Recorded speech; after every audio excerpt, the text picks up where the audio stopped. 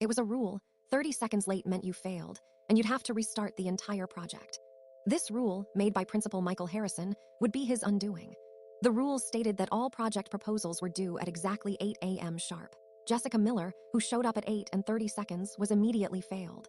30 seconds is 30 seconds, Principal Harrison stated coldly as he dismissed her. Mark Johnson, arriving at 8 and 15 seconds, was also failed. The school's policy is clear, Harrison had said. No exceptions. I knew the other students, and I were all terrified to mess up. People were working hard to have their proposals finished.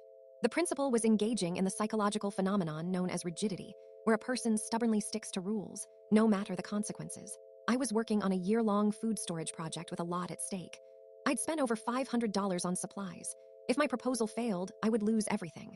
The deadline loomed, and the implications felt enormous. I arrived at the school at 7 a.m. to make sure everything was perfect. I was prepared to arrive exactly on time. I'd be there to document everything. I was ready to capture the moment. 7:50 a.m. The clock ticked on. I felt a knot of dread in my stomach. 7:55 a.m. I looked around and everyone was getting nervous. 7:59 and 0 seconds. Where was he? 7:59 and 30 seconds. My palms were sweaty. Where was Principal Harrison? 8 and 0 seconds. Nothing. The door remained closed. Tension filled the air as anxious students checked their watches. 8 and 30 seconds. Still no Principal Harrison. I took a deep breath. 8:01 and 0 seconds. Finally, the door swung open. A flustered Principal Michael Harrison rushed in. "Traffic was a nightmare," he exclaimed. "An accident blocked the highway completely. I am so sorry for being late. I tried to get here as fast as possible." He looked at me, expecting sympathy. I met his gaze calmly.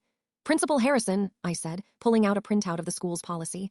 I opened it to Section 3, Paragraph 2. "The proposal deadline is 8 a.m. sharp. You are 1 minute late." I gestured toward the room, where others were documenting the time on their phones. Just then, Mr. Peterson, the assistant principal, entered with a stern expression. He carried a printed copy of the principal's itinerary for the day. He showed it to Principal Harrison.